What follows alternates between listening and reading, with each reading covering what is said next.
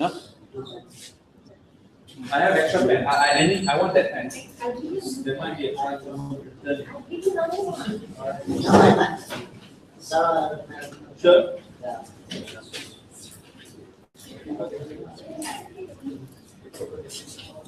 Are we good? Is that water? Yeah. Are we good to go? Yes.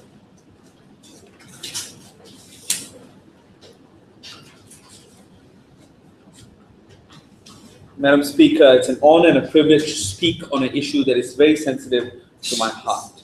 Madam Speaker, for far too long, the Football Association of Malaysia and the Malaysian Olympics or Athletics Committee have been a victim of inefficiency and Malaysian bureaucracy. Yeah. We think it's high time we revolutionize this industry through privatization.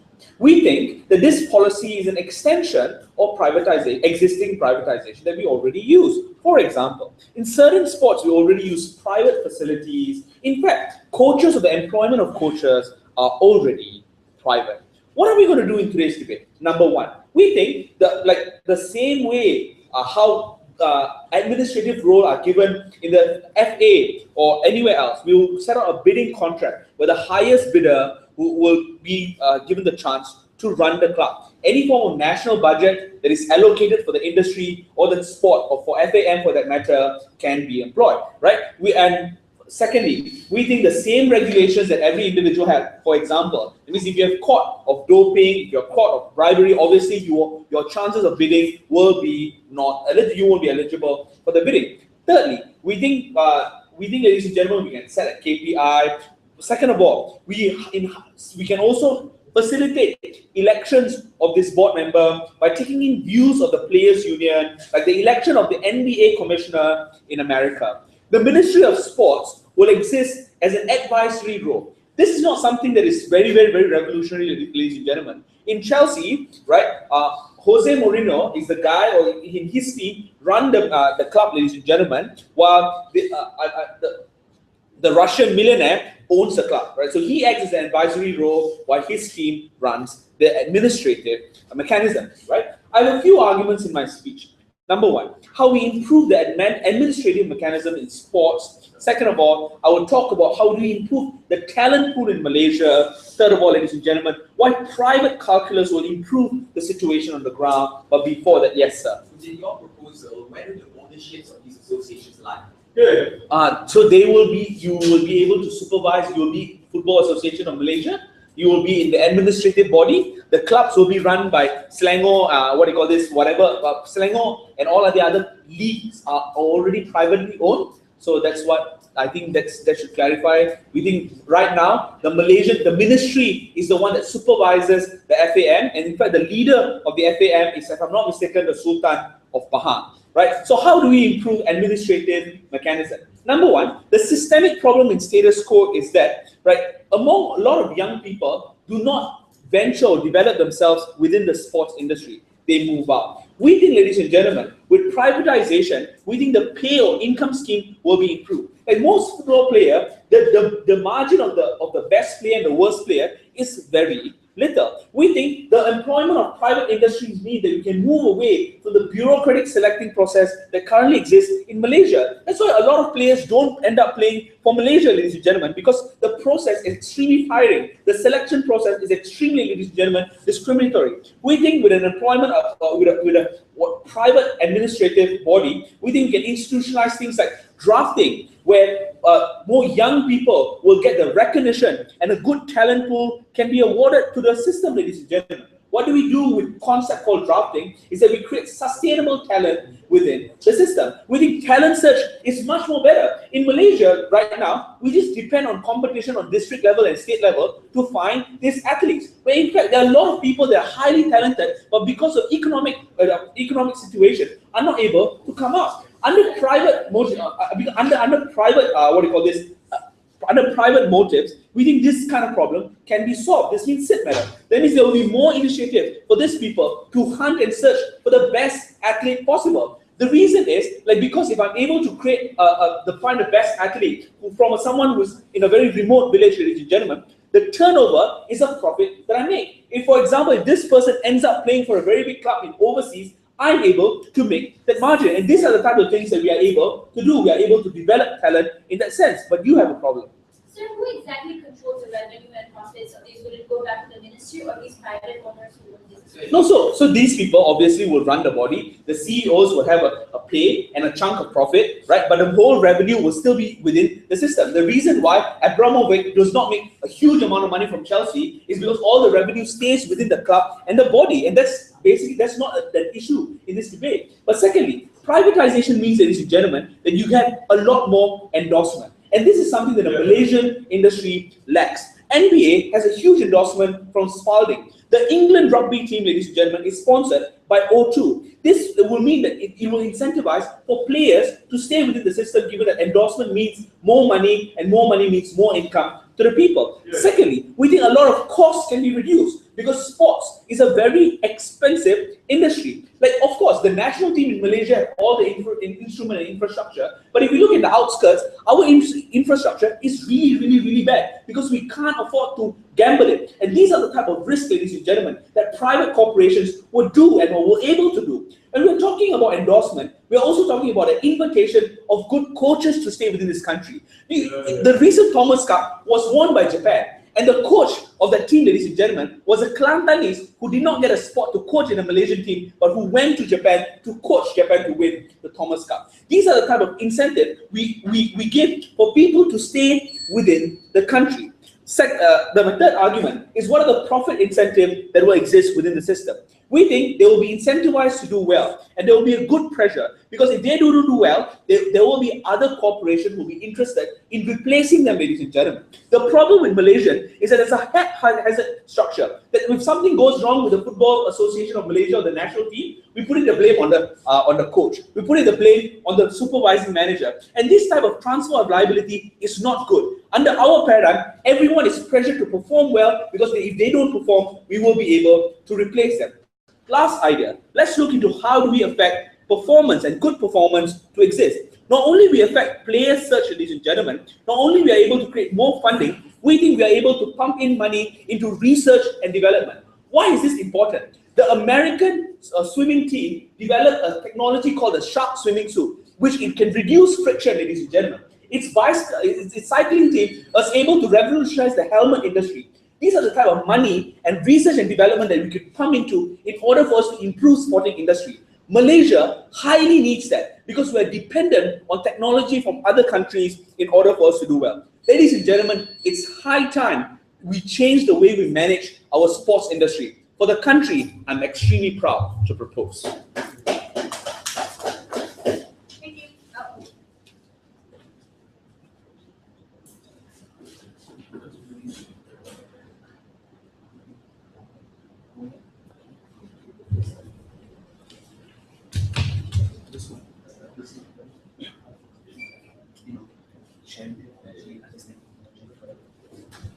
When it comes to some sports in Malaysia, such as badminton and football, for example, we like to think that they hold a very special place within the Malaysians' hearts. Acknowledging that, we think that in order to preserve that culture of continuously supporting that industry or supporting that certain sports, we don't think that private sector is the best way to go. Because at heart, if the interest of preserving this sport is in line with national interest, private culture, because of its exposure to its market forces, is going to end up at some point later on in the future abandoning that sport and then picking it up again and abandoning it up again, creating a less permanent sporting culture and a more fragile one. We reject that paradigm. But there are two arguments that I'd like to talk about today. Firstly, I'll talk about how maintaining status quo is important for the development of a sporting culture within Malaysia. And secondly, I'll talk about accountability and mitigating corruption that exists within this organization is way easier if it's still a public organization. But before that, a few clarification. Because when you're talking about sports association, you're not necessarily talking about private sports club. It already exists in the status quo, and we could agree that it should continue to exist. The thing that the thing that they should have done is that they should have privatized stuff like FAM or administrative bodies that are largely administrative and are not owned by a corporation. What are the duties and obligations of this organization then? They are responsible for setting up rules and regulations, responsible for setting up salaries and so on. Hence, the problem that Max highlighted, for example, people are moving away towards other countries, for example, is not necessarily a problem that can only be solved through privatization. Because if there isn't enough incentive within Malaysia, for example, we say the solution will be increase the pay, for example, and it can be done. It can be done under the status quo precisely because of the political salience that these issues have when it comes to the public consciousness within Malaysia. But the thing about this thing being under the umbrella of a public corporation is that this thing is only going to be regarded as a private interest, private matter of a certain corporation, as opposed to interest of the entire country at large. So therefore, we think the pressure to improve a certain administrative body of a certain sports is far better under our proposal. But secondly, there are few more problems with regards to private institutions. When it comes to private institutions, for example, they lack public faith. When it comes to certain sports, for example, it is not as robust in Malaysia. It's not as robust in other institutions where privatization is the rule of the day. So what usually happens in other countries, such as in English football scene, for example, there's a tremendous support and fan base, not only in that country, but from other countries as well. Yeah. So what usually happens is very easy for this sort of administrative body to garner corporate funding because the corporates garner funding because people want to be sponsored by them to market themselves. But the thing about Malaysia is it isn't very robust. There's a severe lack of people wanting to buy the shares that this private organization would like to offer. So in the end, this is one problem that we've identified is that this privatized FAM is going to lack the funding necessary to create a more robust sporting institution. But let's move on towards more argumentation. Firstly, let's talk about how development of sports will be stunted under their proposal. Because necessarily, when you are privatizing a regulatory body such as FAM, firstly now, because they are being cut off from government funding, they now have to concern themselves with making money to pay off all of these people who are involved under this industry. So when they are interested in making money, we think it's harmful. Because when you are privatizing this sort of organizations, the shareholders of these companies are incredibly mobile. In the sense, they buy shares at some point. At the moment that this private organization make good decisions and build confidence, then those shares will be sold towards other people, for example. Therefore, the interest of these owners is solely limited towards gaining money in a very short term as possible. That is contrary towards the whole idea of preserving national interest. Because necessarily when you want to build a sporting culture, you have to invest in talent development and creating robust institutions that continuously churns out talents over a long period of time. The payoff, it cannot be accrued over a period of just 2 or 3 years, but over long periods, even decades maybe. It can only be sustained through continuous government funding, to continuous government interest and a public interest, which is already being obviated by reasons I've mentioned earlier in my speech. Yes, Max.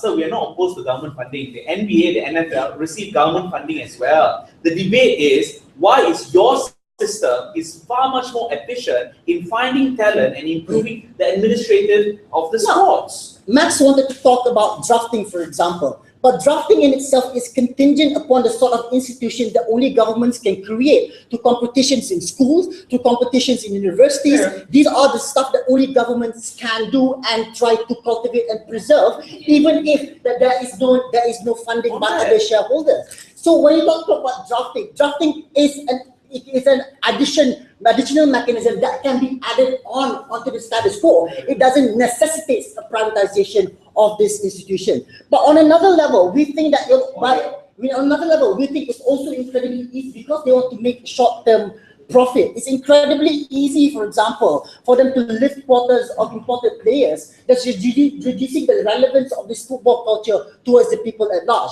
They also have incentives, for example, to increase the ticket price in order to get that short-term profit, further reducing the sort of accessibility of people to watch this football match on the ground. We don't want this sports. You don't want this stadium seats to be reserved only to the very rich. But let's move on to the second argument on accountability. For example, I've already talked about how under their proposal, these private problems should only be solved internally within these private corporations. Under our proposal, these interests will be blown into the public and will gain political salience among the members of the public. For example, when the vice president of FAM, for example, some prince from Kelantan screwed up something, people on the ground actually pressured him to resign and him being replaced by a progressive politician like Kari Jamaluddin. For example, when you are able to make that sporting culture be important, be relevant towards people's life,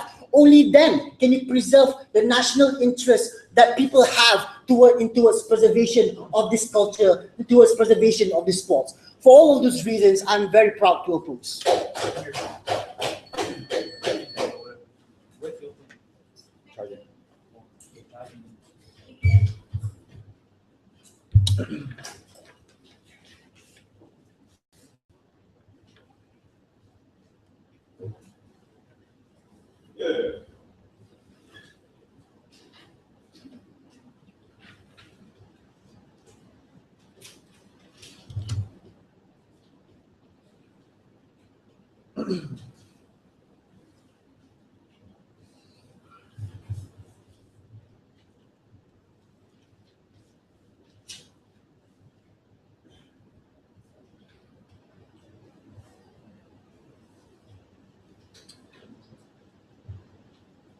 Right? A lot of Audi's argumentation seems to suggest that the corporations that would now therefore be in charge of these associations are somehow stupid, that they don't want to make money, and that they would raise prices indiscriminately to make money in the short term versus the long-term gain of these clubs. This is wholly inconsistent with basic market principles that any decent CEO would actually be undergoing. So let's clarify some things that were in Max's model that Ali failed to understand. First, the Youth Sports Ministry still has a role. The reason we kept it as part of our model is because it still has a role in maintaining the development of youth development. And that will be directed by the private associations that will therefore have a say in drafting, we need to draft these type of players. We don't have enough facilities for this particular sport, for example, in high schools, in lower grades, start development from an earlier age. Those are things that need to be done in conjunction with government, just like in the United States, for example, where the NBA and the NFL have developed their youth basketball and football teams development at an early age to produce the type of players later on that can be drafted into the private talent pool that the NFL and the NBA rely on through high schools, for example. Additionally, it is still a government concern because we still want the youth to be healthy and fit, even if that doesn't necessarily translate into the league eventually as well. So we still see a role for the youth, for the sports ministry itself. But secondly, let's talk about how the main gist of Audi's speech was about how somehow, because sports are so important to national goals and identity, opening them up to the interest of profit motivation will somehow damage that. We don't see how that's the case. The first thing he told us was that private culture would therefore abandon that sport and then join again and then abandon that sport as the dictates of the market flow. We don't think that's necessarily how it would go, because when you purchase a sports team, for example, or when you privatize the association that governs the sports team in the first place, this is not an easy decision. This is something that will be done obviously over the long term. This is not something that will be done immediately. It will be done in stages. But eventually the goal is that the association that is therefore set up is therefore privatized and able to be self-sufficient and runs off of the revenue that it makes from all the owners of the team. A perfect example, for example, is the NBA or the NFL in the United States, where the NBA commissioner is like the CEO of the NBA, and the board is elected by owners of all the clubs and all the teams within that association. They elect the board, they agree on the rules, for example, for the game, for salary cap limits, etc. All these things are voted on by the board in a public manner.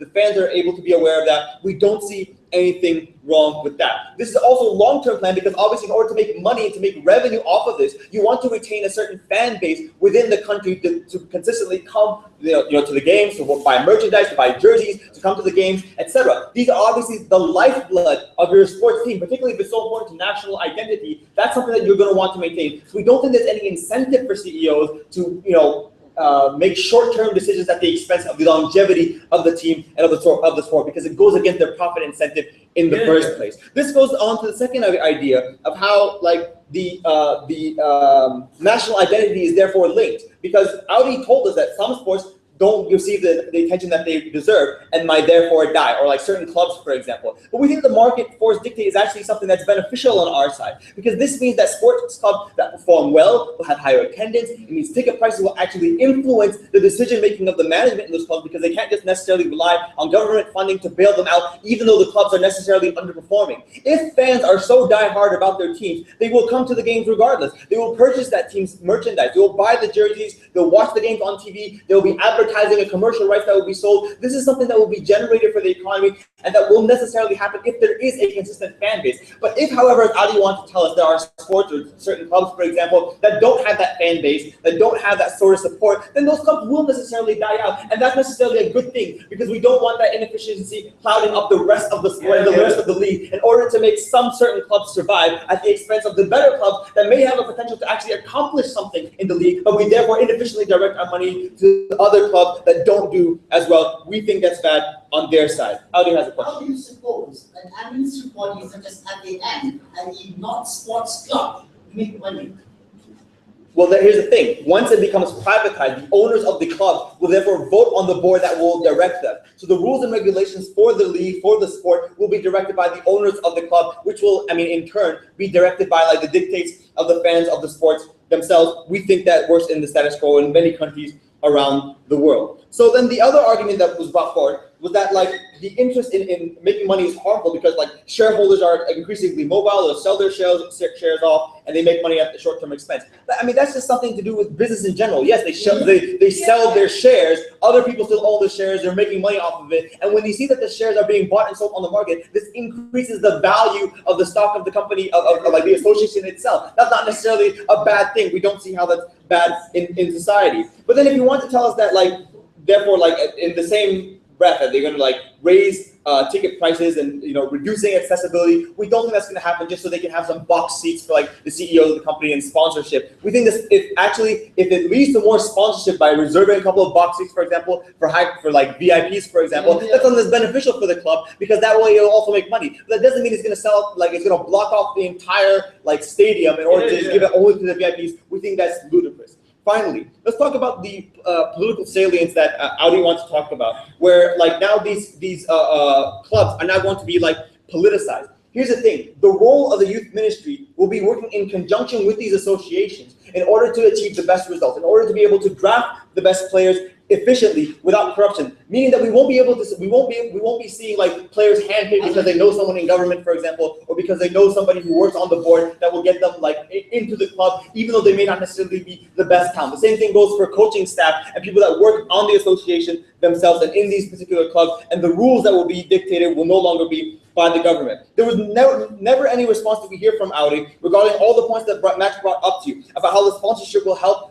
these economies, how this will actually generate interest in the sport when you have high-profile companies investing in your local sports team, for example, and the better pay that will therefore result for the coaches and staff. Additionally, the sports technology that will therefore improve as well, because the government cannot afford, as it is in the status quo, cannot afford to take risks in investing in these type of things to further the development of the sport itself. That's something that exists in the status quo. But once it's privatized, the private incentive and motive to develop your sport and to be more competitive versus just keeping it just barely alive will therefore dictate that the money will flow to those enterprises that are most profitable. And companies will be incentivized to actually invest this money in somewhat risky ventures in order to develop the best technology and to produce more incentive for people to come into the sport. These are all benefits we have under the sport. If you really want Malaysia to excel in these sports and to provide as a national platform of identity, then these are the things you must do to make it more efficient, to reach out to a wider fan base, and to make the draft more appealing and to have more people get access to the sport. We're very proud to propose.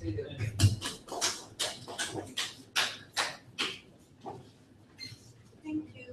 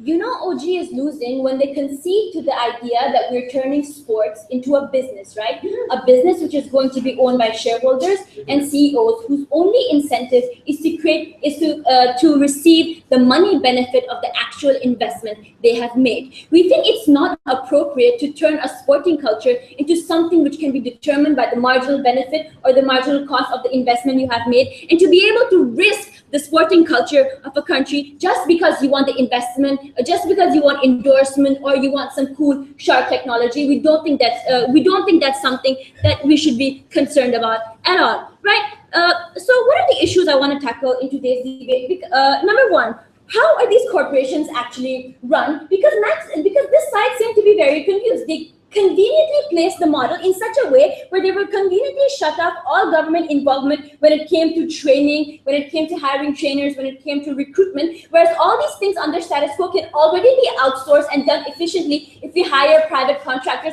On the other hand, they said government recruitment of the budget, government recruitment of regulations, and doping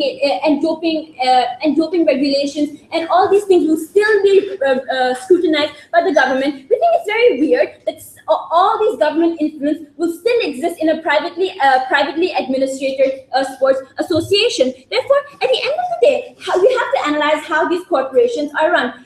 Under status quo, the sporting ministry looks at the long-term sports development of the country, meaning they are willing to invest in schools and high schools which have literally no sporting potential. Under their paradigm, these shareholders want immediate return for their funds. If they don't, they're easily going to disinvest in the sports association, and they're going to disinvest in the sports association and take all the money that you wanted away. Therefore, at the end of the day, we don't think. At the end of the day, if you say that these all these regulations are going to be scrutinized by the CEO or the board of directors, tell me what incentive these CEOs or board of directors have to be able to provide sporting facilities or stadiums which run on losses. We think that the government Ministry of Sports or these football associations which are run by the government are willing to earn those losses because that's part of upkeeping the sports culture, and are willing to bear the brunt of losses, as opposed to shareholders and CEOs who are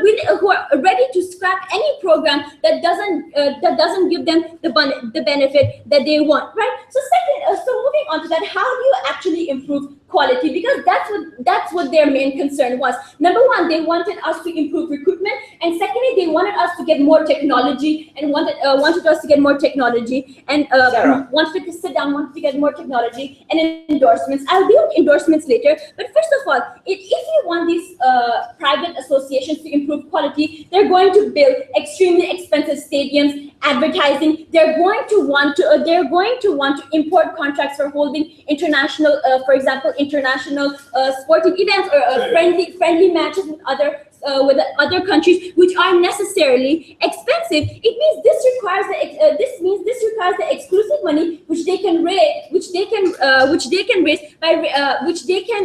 by increasing the pricing tickets of these events. And we don't think it's ludicrous to assume that they will increase price tickets to a point which is unaffordable. It already happened in Brazil, where people on the ground could not even afford to go close to a stadium that held the FIFA games, because even though the sporting culture was prominent, a $300 ticket for a sporting event was completely unaffordable for people on the ground. We think that's what's going to happen if your private sporting company is going to hire swimming suit sharks or these really expensive technology, because this technology takes money, and the government is not willing to waste such money. So how is decisions made by these publicly owned associations, right? We think if it's still under the control and administration of the Ministry of Sport, right, it means your budget is going to be scrutinized. Your activities are going to be scrutinized. It means unnecessarily spending on glamorization, on advertisement that these football associations will have to do in order to get the technology and the money that you wanted will not take place, because they're literally not accountable to the cabinet. They cannot, their budget is not scrutinized, and they can make investment decisions without people tying them down to it, right? So secondly, how do they actually get endorsement, right? You get endorsement when you perform well. So we think the pressure to perform well is extremely dangerous under their policy, because when it's privatized, it means something Audie already explained to you. The political political will for you to lower the quota to be able to import players. We think that's something which is highly likely to happen under their policy, because the pressure to perform well will mean they want to import players, for example, from Singapore, from Indonesia, that can improve the quality of their club and not give chances to the local people, and have no incentive to build stadiums or training programs in local districts or districts which don't provide any talent pool at all before that opening. Madam, some of the most successful clubs are the richest one. Outcomes depends on your ability to make money, depends on whether you're good or not. Malaysia is inefficient and has been terrible in FAM. How do you suggest we improve the system? You suggest that we improve the system while still maintaining all the controls that the government has. Therefore, we don't think that efficiency will actually be tackled under your policy, and efficiency will be tackled under your policy. Therefore, we think the pressure to perform well to be able to garner the endorsements that they are talking about will actually push the political lobby to be able to reduce the quota for imported players. Why is it not okay for us to be able to push for these privatization of companies? Because you have to understand, in countries like Malaysia, these sports are very local. You won't have Spalding investing in Malaysian local basketball clubs, right? Because even if the demand is high, these are still local people who feel really close, closely to the culture of their sport. Meaning, when you do take these risky investments or make expensive stadiums or increase the ticket prices, this is when people feel disconnected with the sporting culture, which was supposed to be very important to them, especially in Malaysia. This is when they see that corporations are not only controlling the entire economy, corporate interests and firms' profits have seeped into the most a very close area where I can spend my free time and do the things that I love. At the end of the day, we think it's incorrect. At the end of the day, if you want to improve the soft case of the government, where they can only give administration to the private sector, whereas maintain all the other influences of the public sector and the government, is inefficient. We don't think sports should be handed out to private companies, because at the end of the day, they only speak the language of money, and they don't care about things that don't give them the short-run return that they want.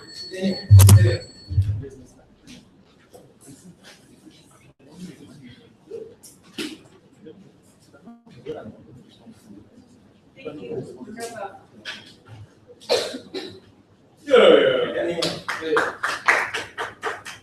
We'll see.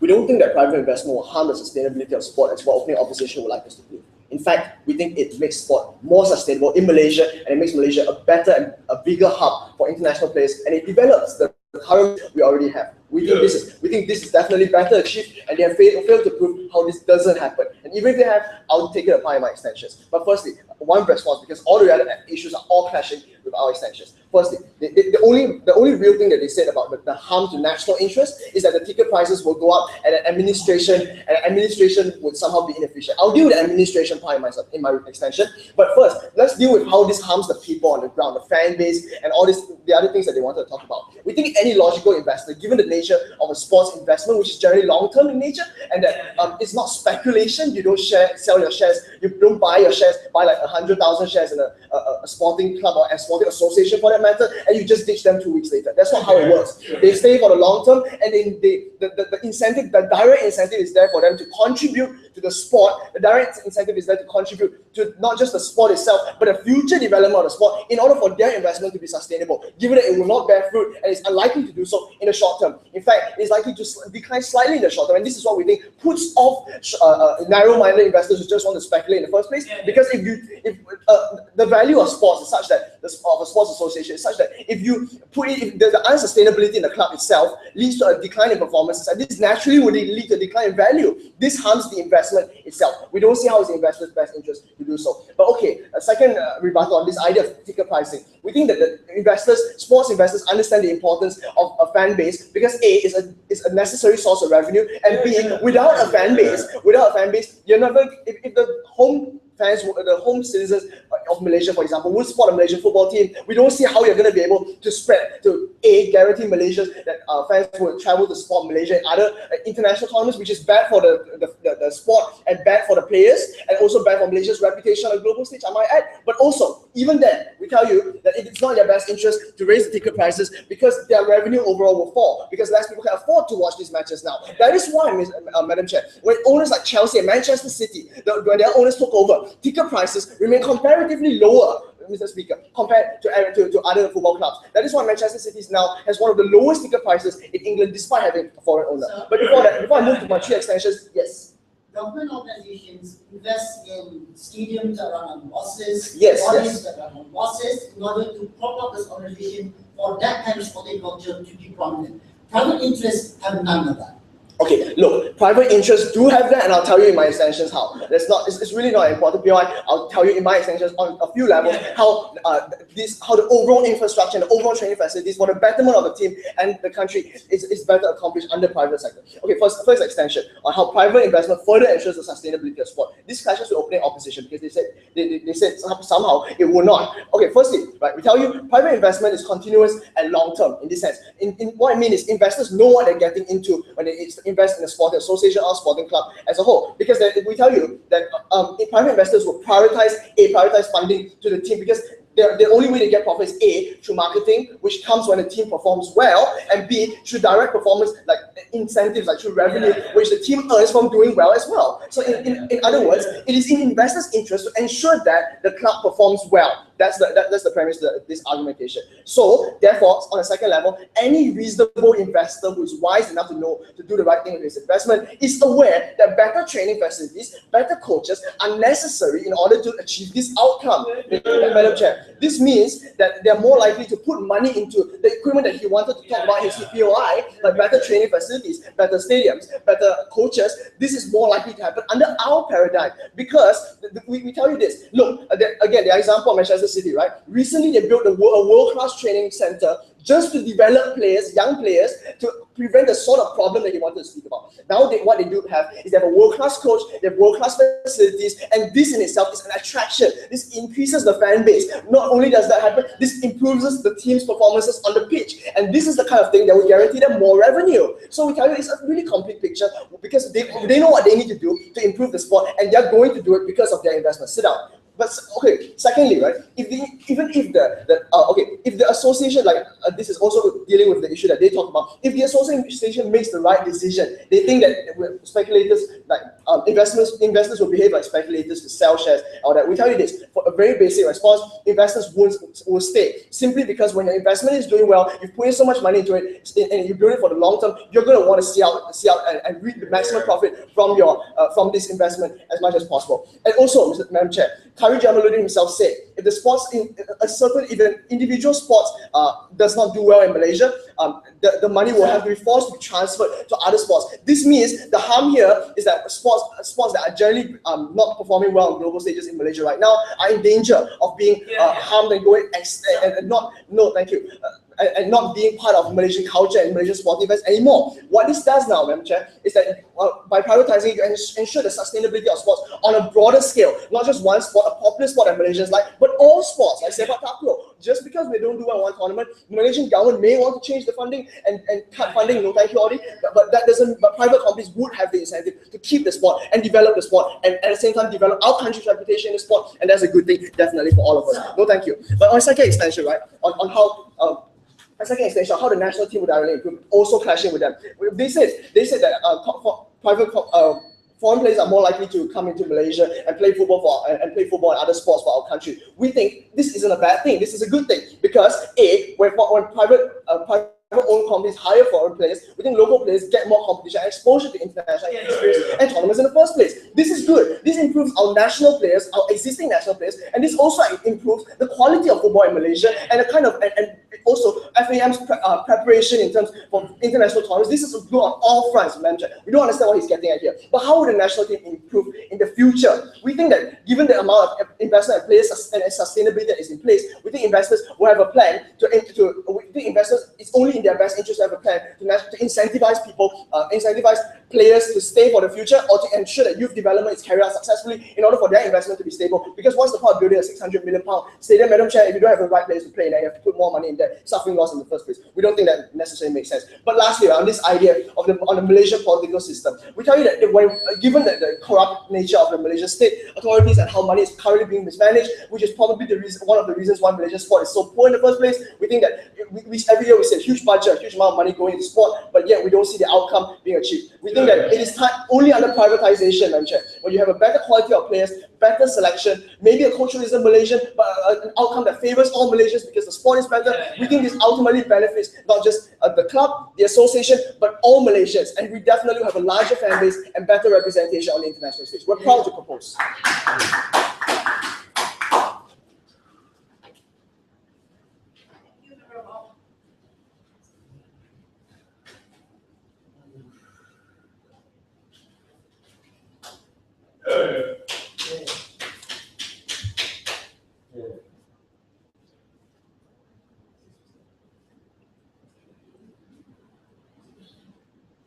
To a player who is part of an audience when watching a game between Malaysia, between any of these associations, with another country, for example, no longer will they be seeing the flag that represents their very nation, ladies and gentlemen, symbolically and metaphorically speaking, but they will only see the flag of the very company that has been contracted to develop these teams. And we see, as part of our extension, to be an absolute problem coming from this side of the house.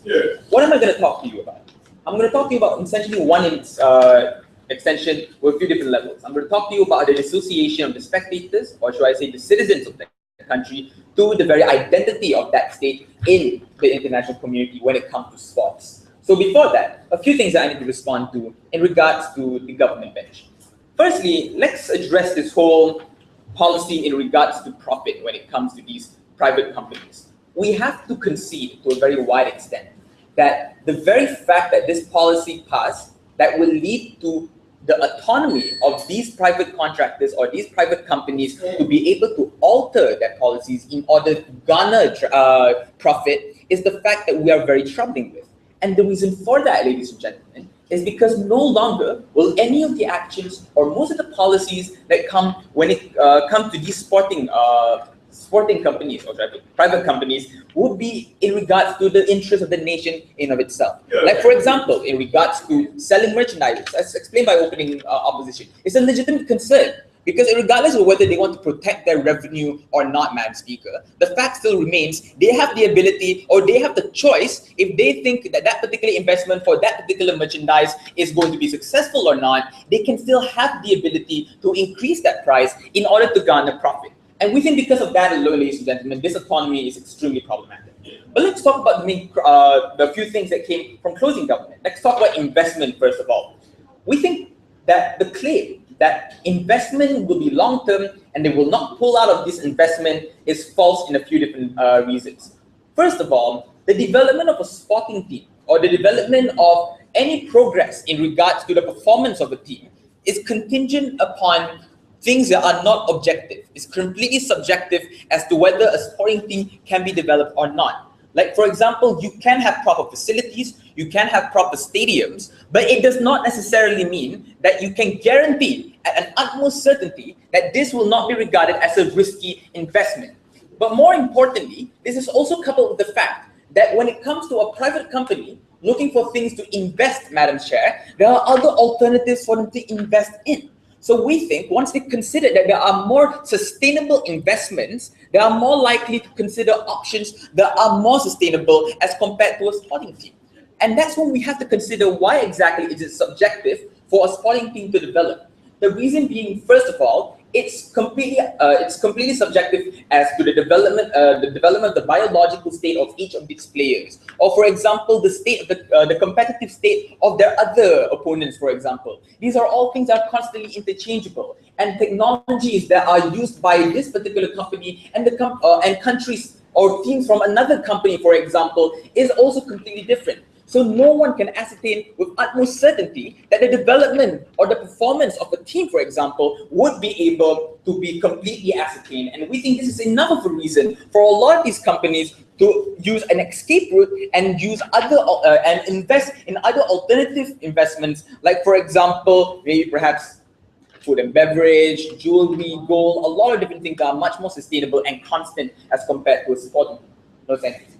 Then we're going to talk about exposure. They came up and tell us that assuming that the harm from that side would come, which is that now they are more likely to use international foreign players, and it's a good thing because it allows exposure. We disagree, ladies and gentlemen, because there are firstly a big problem in regards to how local players who may not be as good or may not perform as well as these foreign players may be victimized. Let's also recognize the fact that a lot of these foreign players were invested in for a reason, because they perform better, they have a bigger rate in performance as compared to local players, and because of that, ladies and gentlemen, we think players will be victimized because they will get less opportunity, they get to become competitive, but that's not mutually exclusive. You can be competitive with your own players, never really a response from that side of the house or analysis from that side as to why local players being competitive with each other is actually exclusive. No, thank you. Sir. Then let's talk about politics, because apparently, for some strange reason, transparency is absent from this side of the house. We think, ladies and gentlemen, that issue in regards to corruption, when it comes to misallocation of resources, are all things that are not mutually exclusive. We think transparency can exist under our side with policies in regards to the state or the ministry that is in charge of these schemes, for example, to say reveal accounts and what the investments that they made, reveal accounts, reveal activities, reveal actions that they have done and they have conducted in regards to these teams. Let's take a good look at a few, like the extension from this side of the house. First of all, ladies and gentlemen, let's establish the reason why people have a very strong sense of nationalism when it comes to watching these teams. Because of the reason that these people feel the presence of the state within the international community by themselves. They feel as if it's an extension of themselves whenever they see these teams enter into the international arena. So we think that support and that relatability in regards to a sporting team that is representing that state, no thank you, that nation in the international arena is extremely important. So why does it exactly dissociate the player from having the incentive to even want to watch these events to begin with? Few reasons. First of all, people rationalize that, oh no, okay, I'll take on. Sir, teams, sporting association make money when their teams win. Supporters want their team to win. So how do these corporations make money when their teams are not winning? The very fact that there is a probability that they can't win to begin with and not garner that profit shows on how risky that investment is to begin with. So that practically proves our point in saying that there are other options that these investors can go for, and it's better that they don't make these investments, and that's why the nation, who has a more competitive interest for the nation, is more likely to invest. Two reasons. First of all, people rationalize the facilitation of these teams to be done by the state. Why? Because when the people elect the youth and sport minister, for example, they feel as if they are part of the process of training these teams and also part of the process of developing these teams, because they are an extension to their participation in raising these teams. Because the efforts of these ministers feel as if they are the efforts of themselves. So then when the people rationalize that these teams are not representing the nation in of itself, but representing a company, for example, we think that that completely lost all the purpose of these individuals even feel as if they are part of that process. We think when people are not part of that process, they are less likely to feel that relatability with these teams in regards to them participating in the international arena. We think this allows nationals to not have the identity that it truly needs in the international arena, and we're very proud to oppose.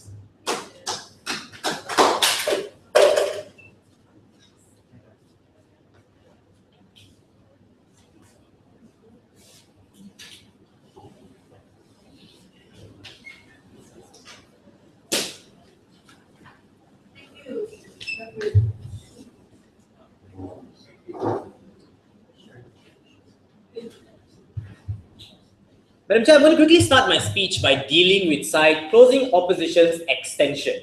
That is the identity of the sport, because they believe that people only support these teams because they voted the people in charge of these teams. My first response is Manchester United. They have the biggest fan base in the world and they didn't vote in their owners, Madam Chair. Your support isn't based on the ability for you to vote in the people who who own the club. Your support for the team is if the team does well and if you're from the same place as the team originated from. Done with the extension. Let's deal with the issues in this debate. Number one, will funding increase? And an extension of that is a question they ask, well, will companies invest in the first place? And secondly, will it make sports less fun, right? Because there was obviously this idea of culture and culture being a problem as well. Now, let's deal with the first issue, because will funding increase, Madam Chair? We heard from side opening opposition rather inconsistently that firstly, if government funding is to stop, they will lose money. Then they went on and said that, well, companies are profit motivated and they want to increase their shares. You already know that they are not having any direction at this point when they say that they want to make money at the same time they're going to lose money, Madam Chair. But we think that profit motivation in itself is a really, really good thing, because the only way you're going to make money is if you start improving your marketing abilities to increase ticket sales, increase merchandise sales, which literally popularizes the sport by putting a national flag on it, because the only way you're going to get support is if you put a national flag on it and not your company logo. But if you put your company logo at the side, that's great for publicity and they're going to want to do that. That's why it's not a risky investment. That's why it's a good investment, right? But secondly, they told us, well, companies will only want short-term profits and they won't invest in stadiums that are making losses because those are all long-term gains, right? Look, this is a long-term investment in itself. Owners who want to buy this club have to understand that when they make this investment, it's for the long term. It's going to be for about 5 to 10 years, Madam Chair, before they start making profit. But they do this anyways, right? Why do they do this, Madam Chair? Because they realize that there's a lot of money involved in owning associations and the revenues that you can make from these clubs. Obviously, this is because that is why we see privatizations of transport services in countries to be very easy, right? Because they realize spreading your rail network is going to be hard. It's going to take a long time. But the reason they invest anyways, Madam Chair, is because they realize in 5 to 10 years, it's going to be extremely profitable and there will be people who want to do it anyways. Even if they're currently making losses, even if stadiums are making losses, if they've bought that club, they're going to want to make that stadium stop making losses because they need to make money and not make losses, Madam Chair. That is why we told, and the second response to this is their status quo is horrible. It's pretty much very bad, Madam Chair. Obviously, the corruption in the way the Malaysian sporting scene is handled is one thing, right? But even the Kementerian Belia that proudly collaborates with us, Madam Chair, has already pointed out that if certain sports are underperforming in the Asian Games or in the Olympics, Madam Chair, they're going to stop funding to these underperforming sporting events. This means that the Malaysian sporting scene is highly fragile under nationalization, right? This means these sporting events will just disappear if they're not doing well and focus will go back to football and squash. This isn't great, Madam Chair, under status quo. We think private funding improves that because they're able to increase the amount of money that is involved in the sport, right? Because there's a variety of different sports that's available for people to invest in at different costs. Then the question that becomes, will these companies invest in the first place? Because like closing opposition wanted to tell us that this